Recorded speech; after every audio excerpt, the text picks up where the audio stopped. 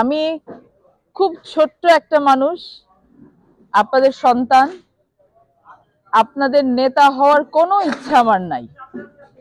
আমি কখনো আপনাদের নেতা হতেও পারবো না, কারণ আপনাদের নেতা যিনি ছিলেন একজন ফজলুর রহমান পটল। আমরা শুধু চেষ্টা করি, আপনারা দেখেছেন যে বিগত দিনগুলোতে আব্বা মারা যাওয়ার পরে অনেক ষড়যন্ত্র হয়েছে, রাজনৈতিক ষড়যন্ত্র, যেন এই জায়গাটা থেকে রাজনীতি সরে যায়। তো আমরা চেষ্টা করেছি, আমি, বড় ভাইয়া, আম্মা সবাই মিলে, যেন কোনোভাবেই ফজলুর রহমান পটলের রাজনৈতিক আদর্শ সেটা যেন মুছে না যায়। এবং ভবিষ্যতে আমাদের ওই চেষ্টা একটাই থাকবে যে রাজনীতি তো অনেকেই করে, কিন্তু সবার রাজনৈতিক নীতিবোধ একই রকম হয় না। ফজলুর রহমান পটলের রাজনৈতিক নীতিবোধ যেটা ছিল সেটাকে এগিয়ে নিয়ে যাওয়ার জন্য অনেককে তিনি তৈরি করেছেন। তিনি কিন্তু তার সন্তানদেরকে রাজনীতিতে কখনো এগিয়ে নিয়ে আসেননি।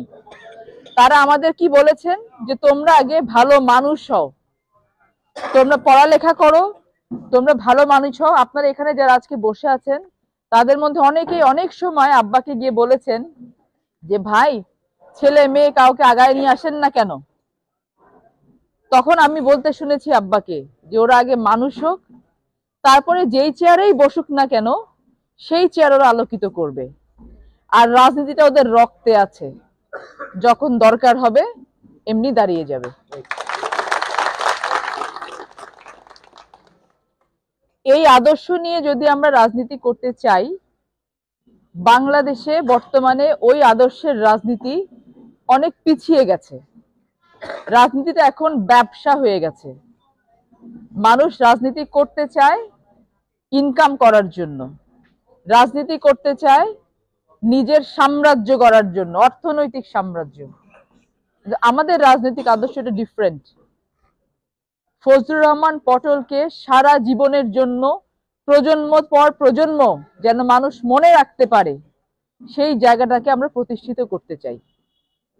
সেই জন্য আমরা চিন্তা করেছি, আমরা এগিয়ে যাওয়ার চিন্তা করছি।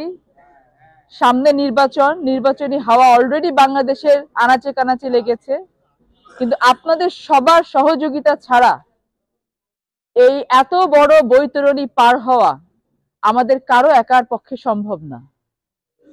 আপনারা প্রত্যেকে এক একজন জিয়াউর রহমানের সৈনিক, খালেদা জিয়ার সৈনিক, তারেক রহমানের সৈনিক, ফজলুর রহমান পটলের সৈনিক, কামরুন্নাহার শিরিনের সৈনিক।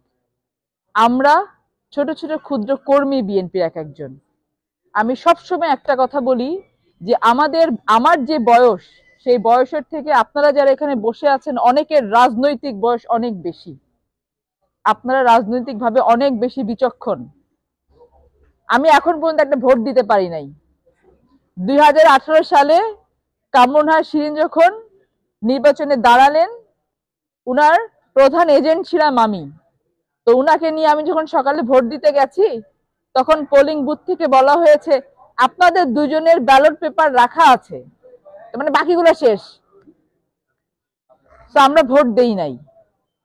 তো বাংলাদেশের নাগরিকদের সব থেকে বড় অধিকার ভোটিং রাইট, ভোটাধিকার, এইটা নাই বাংলাদেশে। এইটাকে প্রতিষ্ঠিত করার জন্য বিএনপি জান প্রাণ দিয়ে লড়ছে।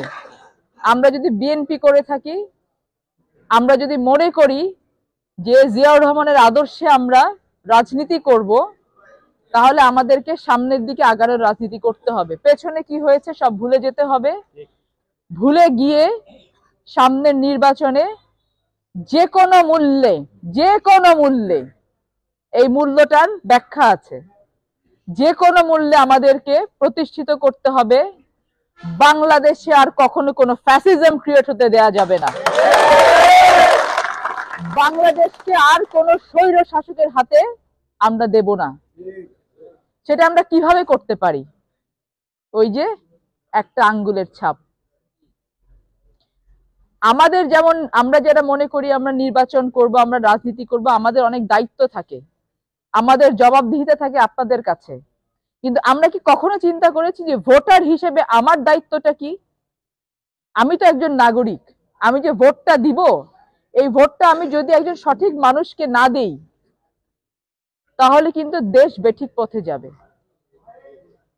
আমরা অনেক সময় বায়াসড হয়ে কিন্তু আমরা ভোটটা দিই।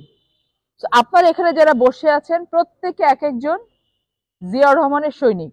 আমি কিন্তু কাউকে সম্বোধন করে বক্তব্য স্টার্ট করি না, সম্বোধন করতে গেলে অনেক সময় নষ্ট হয়ে যায়। হ্যাঁ, সবাই আমার চাচা, সবাই আমার ভাই, সবাই আমার বোন, এখানে একটাও নাই। বোনদেরকে রাজনীতিতে আনতে হবে বেশি করে। আমাদেরকে এক হয়ে কাজ করতে হবে। যদি দল আমাকে মনোনয়ন দেন, আপনারা কি আমার সাথে আছেন?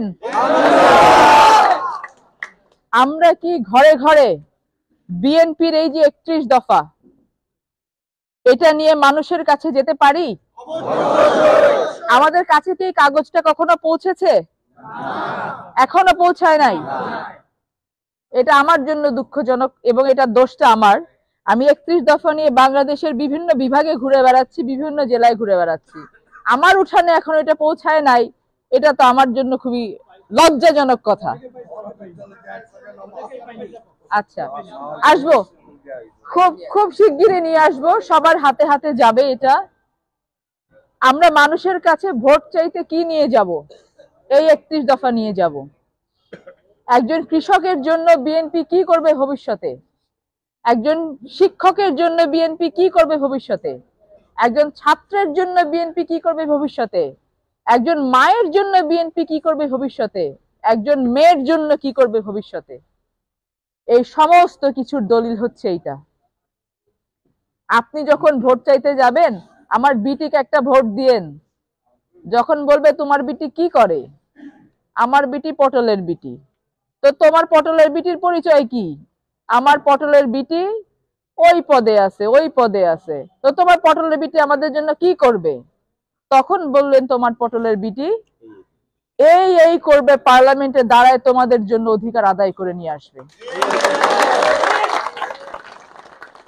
পারবেন না বলতে? আমাদেরকে এগুলো জানতে হবে। কারণ যে বাংলাদেশ বিগত বছরগুলোতে 17 বছরে ছিল, এই বাংলাদেশকে ধ্বংস করে ফেলা হয়েছে খুব পরিকল্পনা করে, যে যেন এই বাংলাদেশ উঠে দাঁড়াতে না পারে। আপনাদেরকে এই বাংলাদেশ উঠে দাঁড়ানোর কাজে আমাদেরকে সহযোগিতা করতে হবে। সকল বিভেদ ভুলে, আমার একজনকে ব্যক্তিগতভাবে পছন্দ নাই হতে পারে, আমি একজনকে রাজনৈতিকভাবে পছন্দ নাই করতে পারি, কিন্তু সে যদি বিএনপি করে থাকে, কিন্তু সে যদি ধানের শীষে ভোট দিতে চায়, ধানের শীষের পক্ষে কাজ করতে চায়, আপনাদের তাকে সাথে নিতে হবে। আমাদেরকে ভারপ্রাপ্ত চেয়ারম্যান বলেছেন, আপনারা এই বার্তা নিয়ে মানুষের কাছে যান। যদি একজন সমর্থক থাকে, সেই সমর্থককে আপনারা আপনাদের কর্মী বানান। যদি একজন কর্মী থাকে, সেই কর্মীকে আপনারা আপনাদের নেতা বানান। আর যারা সমর্থক কর্মী কেউ নাই, তাদের কাছে ভালোবাসার দাওয়াতটা পৌঁছায় দেন, যে আপনারা যদি আমাদের সাথে থাকেন, তাহলে আপনাদের জন্য আমরা একটা সুন্দর বাংলাদেশ গড়তে পারবো। এই কাজ আমার একার পক্ষে করা সম্ভব না। এই কাজ এখানে সবাইকে করতে হবে। আমরা কি করব ওই কাজ? আমার মাথার উপরে কি আপনাদের সবার হাতটা থাকবে?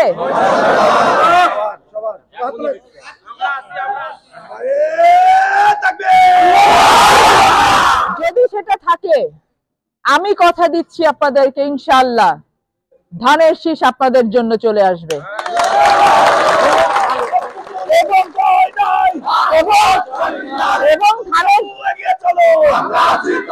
এবং ধানের শীষ যদি আসে, নাটোর 1 আসন কি বিএনপিকে আমরা উপহার দিতে পারবো?